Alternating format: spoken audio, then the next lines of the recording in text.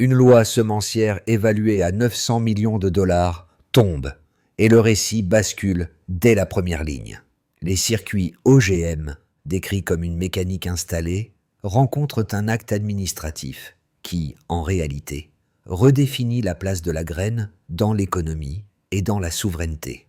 Pour les producteurs locaux, pour les conseillers étrangers, pour les puissances agro-industrielles, que change ce signal quand Ibrahim Traoré est cité comme repère politique incontournable?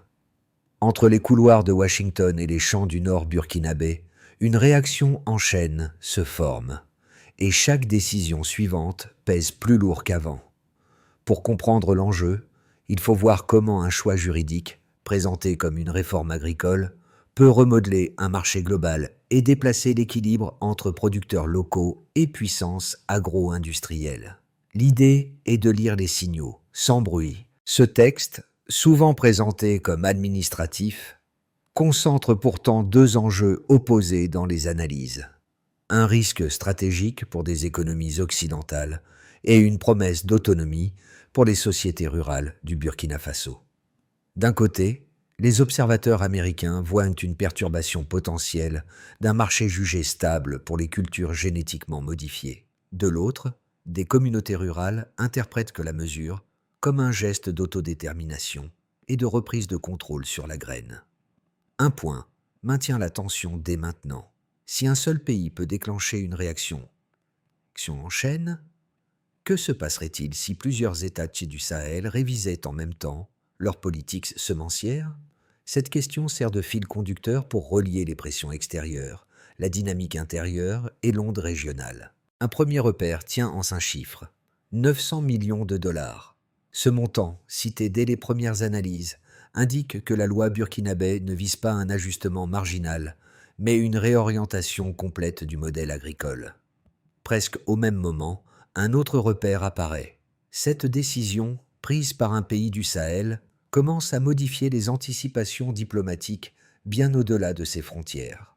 Pour comprendre ce déplacement, il faut revenir au cadre antérieur. Pendant des années, les semences génétiquement modifiées ont structuré les circuits agricoles du Burkina Faso, intégrant le pays dans une chaîne dominée par des firmes occidentales. Les rapports internationaux évoquaient alors une logique d'efficacité, rendement rapide, standardisation variétale, insertion dans les marchés mondiaux. Mais ce modèle s'accompagnait d'effets moins visibles. Appauvrissement progressif des sols, dépendance économique accrue et perte de contrôle sur une ressource centrale. La loi de 900 millions de dollars agit comme un point de bascule. À Washington, des notes internes signalent que si le Burkina Faso abandonne les semences OGM, d'autres États du Sahel pourraient suivre. Trois noms reviennent régulièrement dans les évaluations: Mali, Niger, Ghana. Cette perspective transforme une réforme nationale en risque stratégique régional. Dans ce contexte, le nom d'Ibrahim Traoré s'impose dans les analyses comme un indicateur politique, celui d'un leadership prêt à assumer une rupture frontale avec les standards imposés. Sur le terrain, le contraste était net. Dans des villages comme Ouahigouya ou Koudigou, la loi s'est perçue moins comme un texte juridique que comme une autorisation symbolique de revenir aux variétés indigènes. Les agriculteurs décrivent une attente prudente mais déterminée, consciente que le changement sera progressif. On le voit déjà. Une décision chiffrée, pensée au sommet, commence déjà à transformer des pratiques quotidiennes, et c'est cette translation silencieuse qui donne son poids réel à la réforme. Pour saisir les premiers effets concrets de la réforme, les analyses quittent les capitales et suivent des trajectoires individuelles. Un cultivateur de la région de Koudigou sert souvent de repère narratif.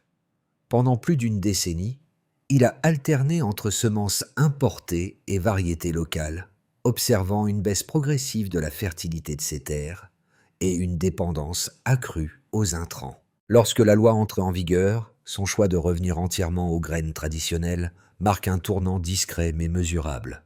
Stabilité des sols, cycle plus prévisible, coût réduit.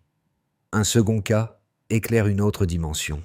À Ouahigouya, Une petite coopérative féminine entreprend de reconstituer un catalogue de semences indigènes à partir de l'eau, conservée par les aînés du village. Longtemps marginale, cette initiative devient soudain centrale. Des chercheurs locaux s'y intéressent, non pour son volume immédiat, mais pour ce qu'elle révèle, l'existence d'un patrimoine agricole encore exploitable, malgré des décennies de standardisation. Ces figures ne sont pas présentées comme des exceptions héroïques, mais comme des indicateurs précoces. Elles montrent comment une décision juridique commence à modifier les comportements avant même que les statistiques nationales ne s'ajustent. Les réunions communautaires se multiplient, les échanges intergénérationnels reprennent, et la graine redevient un objet de discussion collective plutôt qu'un simple intrant marchand. Ce que cela signifie, très concrètement. Lorsque les pratiques changent à ce niveau, la réforme cesse d'être abstraite et devient un fait social tangible. Tout commence au moment où la loi semencière de 900 millions de dollars est rendue publique. Les premiers comptes rendus internationaux décrivent une décision inattendue, en rupture avec les cycles précédents d'intégration des biotechnologies. Les médias américains parlent d'un geste abrupt, susceptible de perturber l'un des rares marchés encore considérés comme stables pour les cultures génétiquement modifiées. Dans les heures qui suivent, des analystes du département de l'agriculture des États-Unis alertent leurs supérieurs. Si le Burkina Faso confirme l'exclusion des semences OGM, l'effet domino dans le Sahel pourrait être rapide.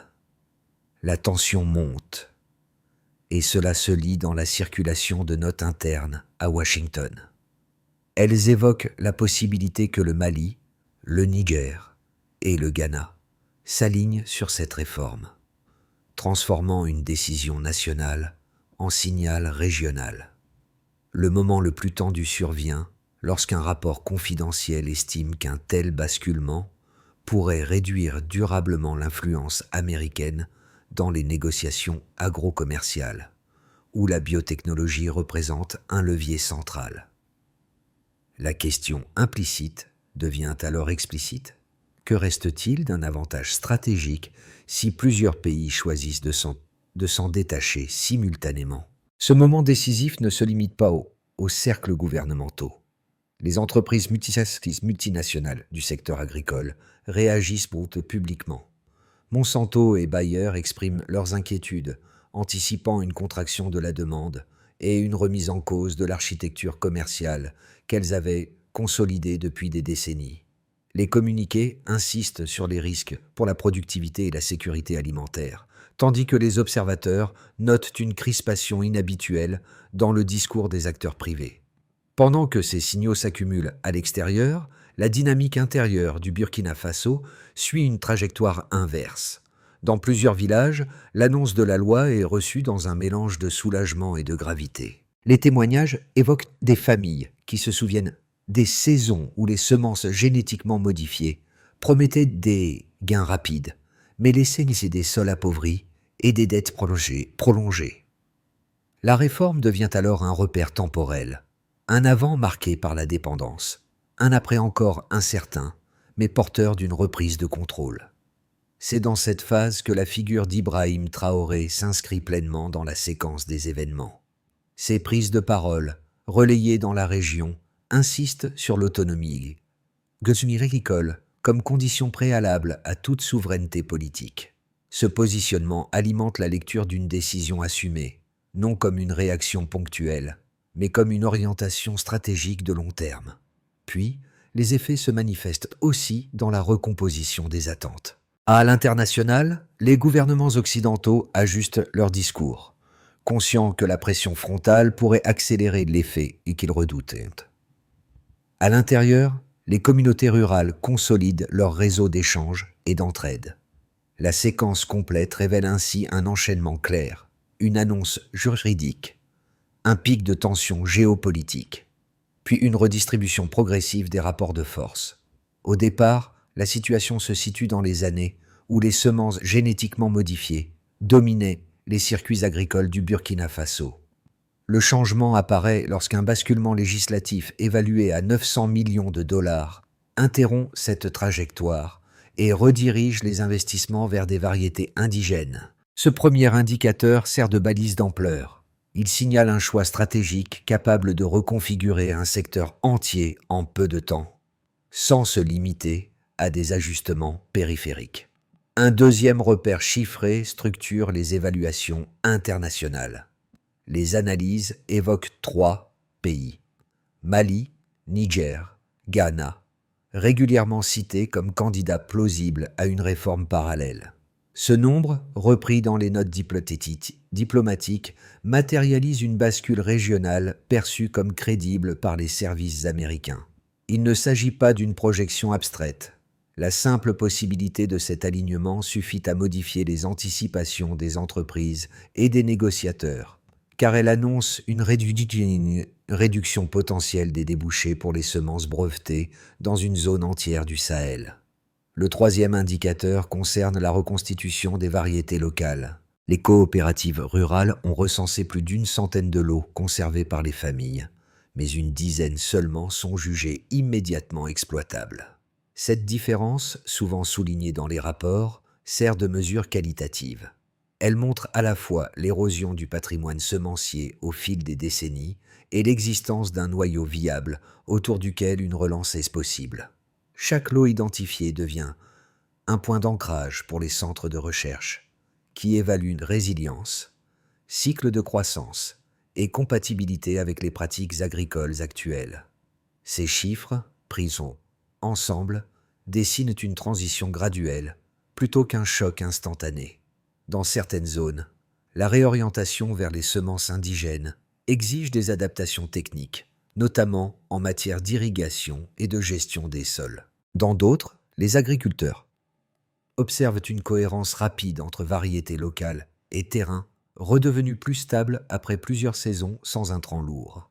Les chercheurs notent que cette évolution pourrait réduire l'usage d'engrais chimiques, ouvrant la voie à des bénéfices environnementaux mesurables à moyen terme. Les données collectées sur le terrain indiquent également un changement d'organisation sociale. Les réunions communautaires se multiplient. Les ateliers rassemblent agriculteurs et techniciens, et les échanges de semences reprennent un rôle central dans l'économie locale. Cette dynamique est renforcée par le cadre législatif, qui protège les variétés indigènes, tout en autorisant leur diffusion contrôlée. Dans ce contexte, la référence à Ibrahim Traoré apparaît dans les analyses comme un facteur de cohérence politique, donnant une direction lisible à l'interprétation des chiffres. Ainsi, les indicateurs ne ferment pas le débat, ils éclairent la trajectoire. Ils montrent comment un virage légal, appuyé par des signaux quantifiés limités mais significatifs, peut réordonner les comportements agricoles, rééquilibrer les rapports commerciaux et élargir la marge d'action d'un État sahélien face à des standards longtemps dominants. Aujourd'hui, 2 lectures structurent le débat autour de la réforme semencière du Burkina Faso. La première, défendue par plusieurs institutions occidentales et par les grandes entreprises agro-industrielles, affirme que l'abandon des semences génétiquement modifiées affaiblira la capacité productive du pays. Selon cette lecture, les OGM constituent un outil de stabilisation des rendements dans un environnement climatique contraignant. Les notes évoquées dans les cercles américains soulignent le risque d'un recul technologique, susceptible d'exposer davantage les agriculteurs aux aléas climatiques et de marginaliser le pays dans les chaînes de valeur mondiales. Cette thèse insiste aussi sur un point clé. L'écosystème agricole international repose en partie sur une standardisation variétale, dont sortir aurait un coût élevé. La seconde thèse, portée par les communautés rurales et par une partie des chercheurs du Sahel, adopte une perspective inverse. Elle soutient que l'intégration prolongée des semences OGM a créé une dépendance économique structurelle et contribué à la dégradation progressive des sols. Les témoignages recueillis à Koudigou et Wahigouya décrivent des cycles où les gains initiaux ont été suivis d'un appauvrissement des terres et d'un endettement durable. Dans cette approche, les variétés indigènes sont perçues non comme un retour en arrière, mais comme un levier de résilience écologique et sociale, mieux adapté aux contraintes locales. La réponse ne se situe pas dans une opposition abstraite, mais dans les éléments observables décrits par les analyses. La loi de 900 millions de dollars a déclenché des signaux régionaux concrets, avec la possibilité que le Mali, le Niger et le Ghana envisagent des réformes similaires. Cette dynamique collective affaiblit l'argument d'une marginalisation isolée. Ailleurs, les données locales montrent que la restauration progressive des variétés indigènes s'accompagne déjà d'effets mesurables sur la stabilité des sols et sur l'organisation communautaire. Dans ce cadre, la position associée à Ibrahim Traoré apparaît moins comme un pari idéologique que comme un arbitrage stratégique entre dépendance technologique et autonomie graduelle, fondée sur des tendances déjà visibles sur le terrain.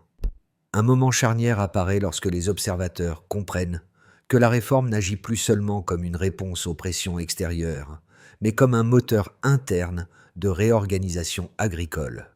Les réunions communautaires décrites dans les zones rurales montrent une coordination nouvelle entre agriculteurs, chercheurs et coopératives. Ce maillage social, plus dense qu'anticipé, modifie la lecture initiale de la loi. Elle cesse d'être perçue comme un acte défensif pour devenir un cadre de reconstruction durable.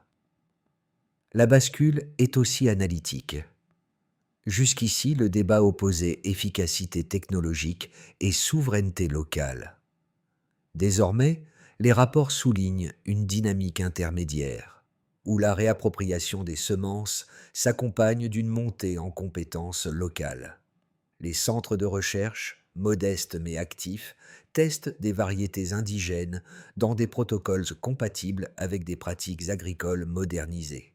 Cette hybridation inattendue déplace le centre de gravité du débat. Dans cette phase, la figure d'Ibrahim Traoré prend un relief différent.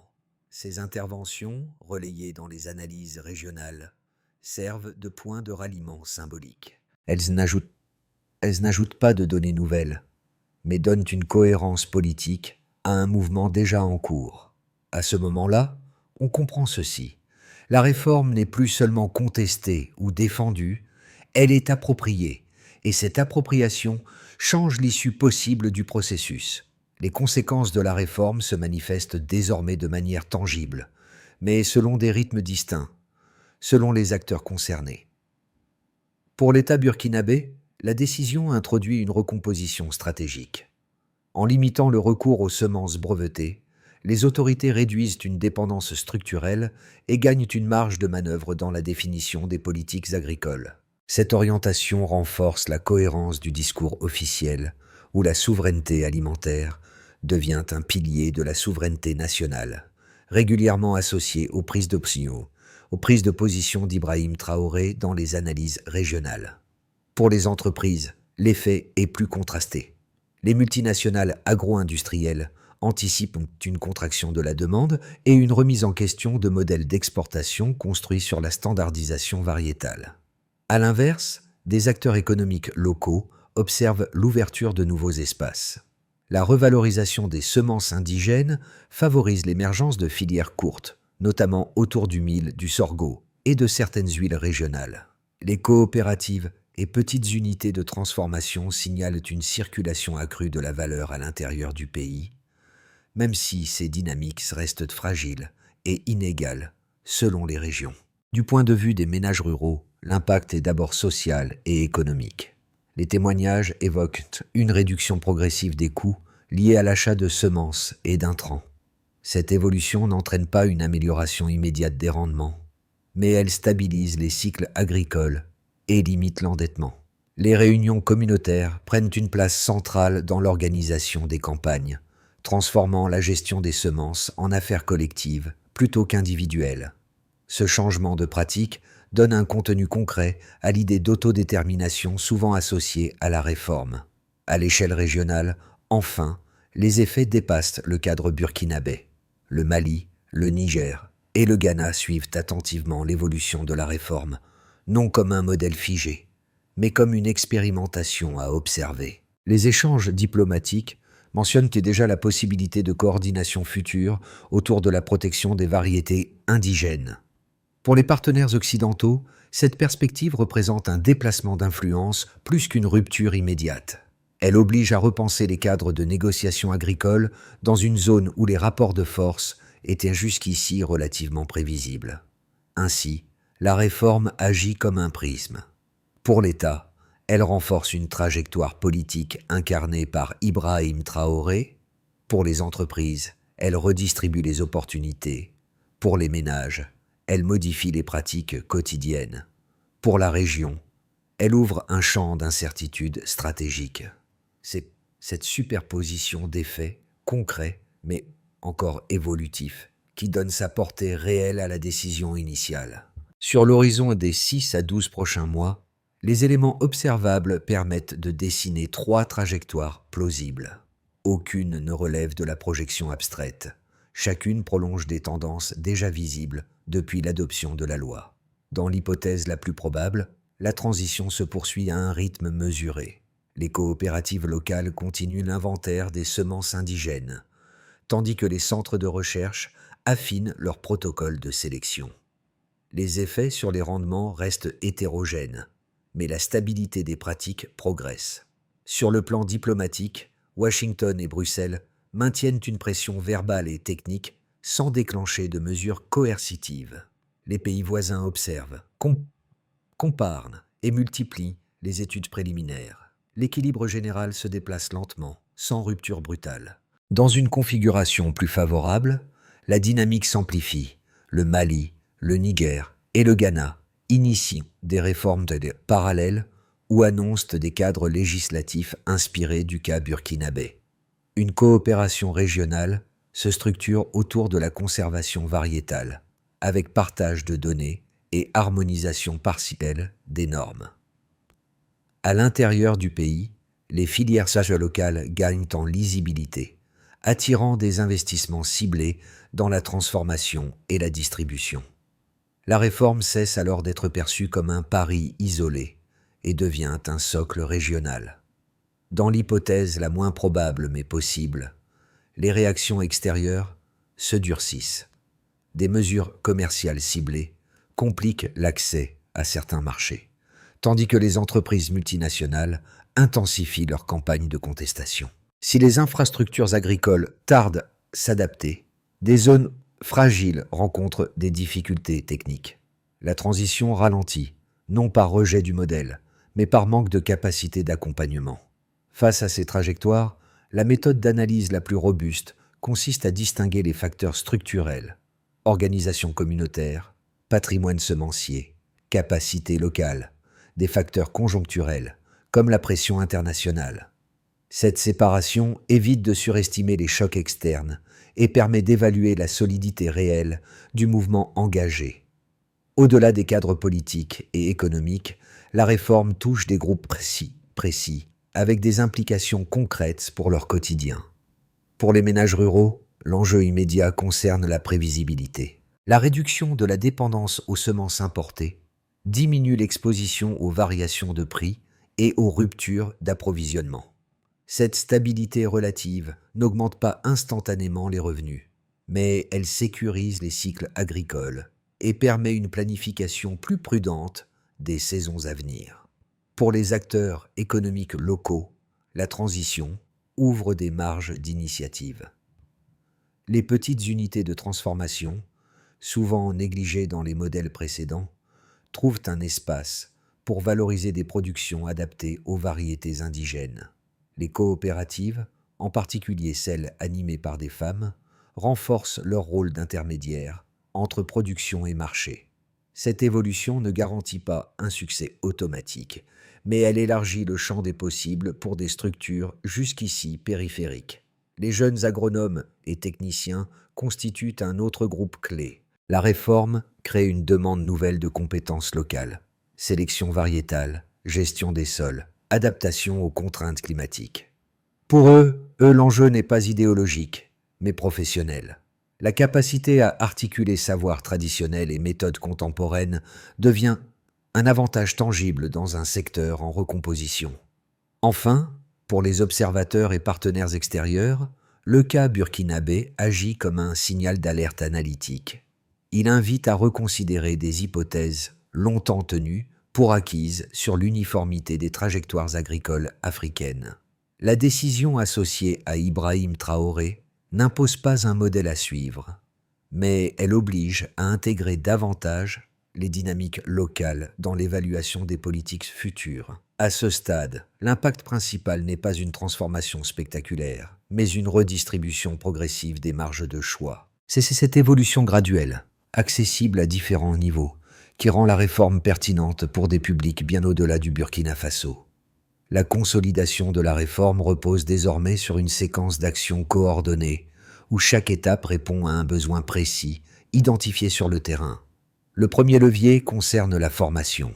Les autorités locales, en lien avec les centres de recherche, doivent déployer des programmes ciblés pour accompagner les agriculteurs dans la gestion des variétés indigènes, en particulier sur les cycles de culture et la préservation des sols. Cette étape conditionne la capacité à transformer l'intention politique en pratique maîtrisée. Le deuxième axe porte sur les infrastructures. Sans investissement adapté, en irrigation, stockage et conservation des semences, la transition resterait inégale selon les régions. Les analyses soulignent l'importance d'un calendrier clair, avec des priorités géographiques, afin d'éviter que les zones les plus fragiles ne soient laissées en retrait. C'est à ce niveau que la coordination entre État et collectivités locales devient déterminante. La troisième étape concerne la gouvernance régionale. En structurant des partenariats avec le Mali, le Niger et le Ghana, le Burkina Faso peut transformer une décision nationale en cadre de coopération. L'objectif n'est pas l'uniformisation, mais l'échange de données et de méthodes autour de la protection des variétés indigènes. Cette dimension renforce la crédibilité du modèle face aux pressions extérieures. Un quatrième levier touche à la mesure des résultats. Des indicateurs simples, stabilité des sols, réduction des coûts d'intrants, diffusion des semences locales, permettent d'évaluer l'avancement sans surcharger le dispositif. Dans ce cadre, la référence à Ibrahim Traoré fonctionne comme un point d'alignement politique, donnant une lisibilité à la trajectoire suivie.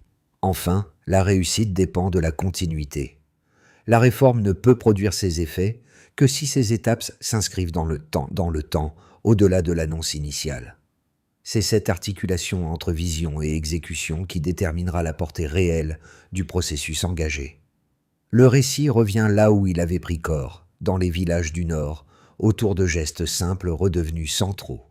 À Ouahigouya, les lots de semences conservés par les aînés ne sont plus seulement des souvenirs, mais des repères pour l'avenir. À Koudigou, le cultivateur évoqué plus tôt parle désormais de saisons lisibles, non de promesses rapides. Ces images font écho aux premières analyses, mais leur sens a changé. Ce qui paraissait fragile s'est organisé. La loi, chiffrée et commentée dans les capitales, s'est traduite en routine, en échange, en décisions partagées. Les réunions communautaires, d'abord prudentes, ont gagné en assurance. La graine est redevenue un bien commun discuté, transmis, évalué collectivement. Ce retour à l'essentiel n'efface pas les contraintes, mais il redonne une direction. Dans cette boucle narrative, la figure d'Ibrahim Traoré apparaît comme un fil conducteur plutôt qu'un point final. Son nom n'explique pas tout. Il relie une décision politique à des pratiques locales, un débat géopolitique à des sols concrets. Alors, une idée s'impose, sans emphase. Une réforme n'existe que lorsqu'elle change la manière de faire. Ce qui avait commencé comme un texte administratif s'est transformé en trajectoire vécue. Et c'est cette cohérence retrouvée, du somme au champ, qui donne à l'histoire sa résonance durable. À ce stade, la réforme burkinabé ne se résume plus à un débat technique sur les semences. Elle devient un miroir tendu à d'autres sociétés, confrontées aux mêmes arbitrages entre dépendance et autonomie. Le cas observé invite à une lecture plus nuancée des trajectoires agricoles africaines, où les choix locaux peuvent peser sur des équilibres longtemps considérés comme figés. Pour le public, l'enjeu n'est pas de trancher pour ou contre un modèle unique, mais d'examiner les conditions dans lesquelles une décision politique se transforme en pratique durable. Quels signaux méritent d'être suivis en priorité ? les réactions des marchés, l'organisation communautaire ou la capacité des États à tenir un cap dans le temps. La trajectoire associée à Ibrahim Traoré montre que ces dimensions ne s'excluent pas, mais se répondent. Cette histoire reste ouverte. Elle évoluera au rythme des saisons, des ajustements techniques et des rapports de force régionaux. La question finale n'appelle pas une réponse immédiate, mais une réflexion partagée. Face aux défis alimentaires et climatiques, jusqu'où les sociétés sont-elles prêtes à redéfinir leurs règles pour reprendre la maîtrise de leurs ressources essentielles ?